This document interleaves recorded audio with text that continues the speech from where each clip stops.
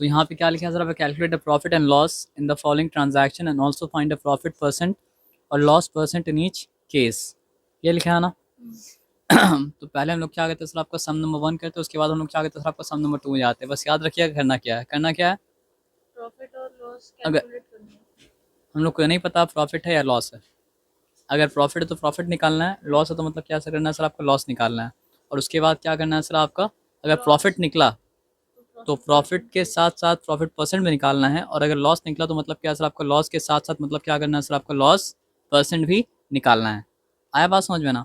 तो हम लोग कैसे पता करेंगे प्रॉफिट है या लॉस है, पहले यहाँ पे देखते हैं क्या लिखा है, पढ़िए। Gardening share bought for ₹250 and if it is bought for rupees मतलब क्या सर, आपको 250, then the cost price is मतलब क्या सर, आपको ₹250। And I am not doing the sum properly, I am just explaining the sum, ये बात पता ना आपको।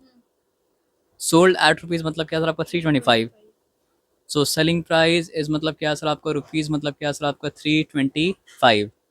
सो S P is greater than C P, तो देयर इज मतलब क्या सर, आपका प्रॉफिट। और अगर प्रॉफिट है तो प्रॉफिट इक्वल्स टू क्या होता है सर, आपका एस पी माइनस मतलब क्या सर, आपका C P. And what is S P, S P is rupees मतलब क्या सर, आपका 325, सी पी मतलब क्या सर, आपका रुपीज़ 250, है ना। तो therefore profit equals to मतलब क्या सर, आपको ₹75। तो प्रॉफिट है तो क्या निकालना है, प्रॉफिट परसेंट निकालना है। तो therefore profit percent equals to profit upon C P into मतलब क्या है सर, आपका 100, है ना। तो देयर फोर इक्वल्स टू क्या हो जाएगा सर, आपका 75 upon what of the C P 250 upon 250 into मतलब क्या है सर, आपका 100। आप ये सम क्यों नहीं कर पाएंगे पता नहीं। 25 वन ज़ा 25 मतलब क्या सर, आपका 3 ज़ा। इससे डिफिकल्ट सम आप कर पाए, ये क्यों नहीं कर पाए।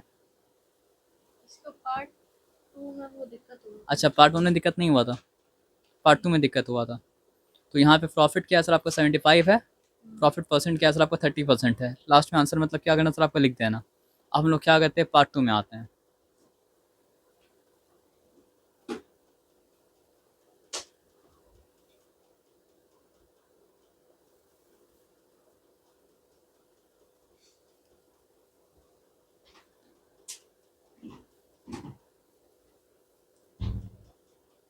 अब बताओ क्या लिखा है। A shirt bought for ₹250 बस रुक and जाओ वहाँ पे। If the shirt is bought for ₹250 then the cost price is मतलब क्या सर, आपको ₹250। 250 sold at ₹150 then the selling price is rupees मतलब क्या सर, आपका 150। तो यहाँ पे कंक्लूड क्या करना है, S P is lesser than C P, therefore loss and loss equals to C P minus S P. Loss के केस में तो कॉस्ट प्राइस बड़ा हो जाता है ना। SP माइनस CP कर दिया। हाँ तो इसमें मैंने सी पी तो होगा तब जब प्रॉफिट होगा, लेकिन जब लॉस होगा तो मतलब क्या सर, आपका सी पी माइनस मतलब क्या सर, आपका एस पी होगा।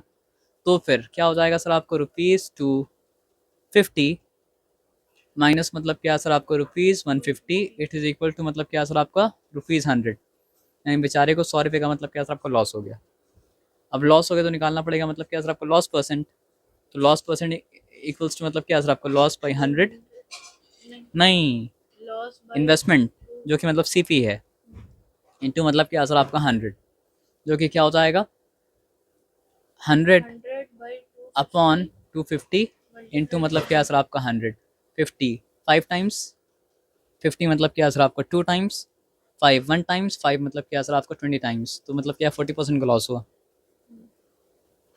आया बात समझ में, नो डिफिकल्टी, है ना पक्का।